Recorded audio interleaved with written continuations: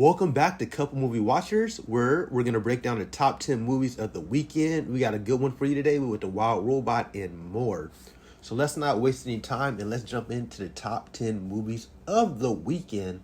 Starting at number 1, we have The Wild Robot, making about $35 million this past weekend.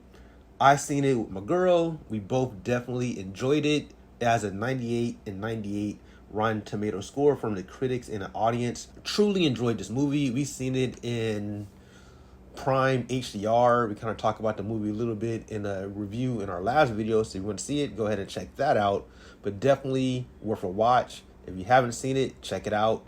If you did see it, leave your thoughts below and let us know what you thought about that movie as well.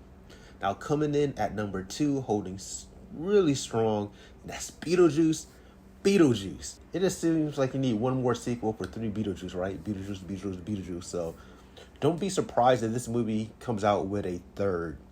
This movie this movie made about $16 million this past weekend, which is a drop of only 38%.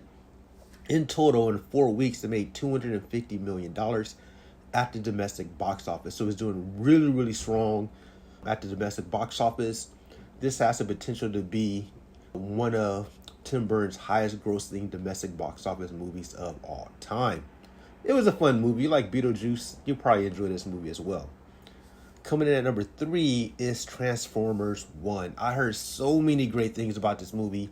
I haven't had a chance to watch it yet, but so many people said it's really good.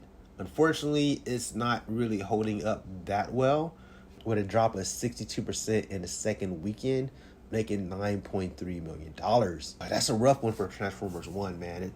For a movie that's like supposed to be so good, that's getting a lot of critical acclaim, it's not doing too well, and it's kind of sad for the Transformers franchise. Plus, you got competition with The Wild Robot, so I think there's too many animated robot films out there in the universe right now, and it's crazy that The Wild Robot actually opened up bigger than Transformer 1, so Paramount has a lot of retooling to do with Transformers.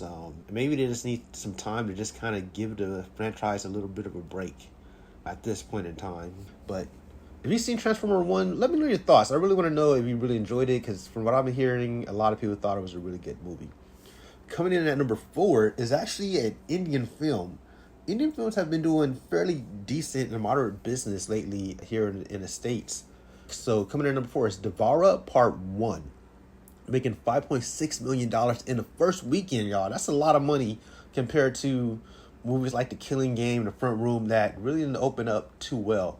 So India is doing pretty good with their movies coming to stateside. This is an Indian film, Telugu language action drama film. So if you've seen it, let us know what you thought about it. If you plan on seeing it, let us know. This movie is doing pretty good to make the top 5 at the domestic box office. Coming in at number 5 is Speak No Evil. This movie was really good. I don't know. Well, it was good. It was good. It was a good time at the movie theater. If you like this type of movie, it made $4.3 million this past weekend. In total, in 3 weeks, made $28.1 million. Not too shabby for Speak No Evil. I did expect it to do a lot better than what it's doing now, but hey, it is what it is.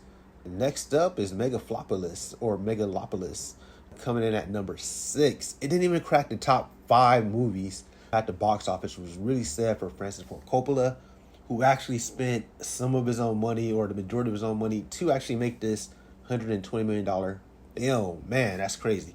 Yeah, they always say don't spend your own money when it comes to making movies, and this is a prime example. This movie only made $4 million in its opening weekend, and it's not really getting the reviews that people expected. It's actually doing pretty terrible, with a 49% critic score on Rotten Tomato and a 36% audience score. So it's not even at 50%, it's below 50%, which is really, really, really, really sad.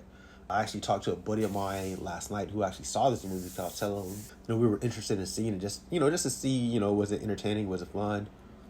He said he actually walked out of the movie, which is really sad. So I probably won't see this movie, even with AMC stubs and it's essentially free-ish. I'm just not gonna waste my time with it. If someone's seen this movie, let us know your thoughts below. Should we see it or should we just skip it? Coming at number 7 is Deadpool and Wolverine. Solid movie at $2.65 million, which is a drop of 30%, making $631 million at the domestic box office. Next up is number 8, My Old Butt. You know what I mean? Making $2.2 million. Within 3 weeks, it actually opened up in more theaters, so it was a more of a wide release. In total, making $2.85 million. Coming at number 9 is Never Let Go with Halle Berry. This movie, we've seen it this past week. It was interesting. I feel, how would I explain this movie? I probably have to do a review of this movie.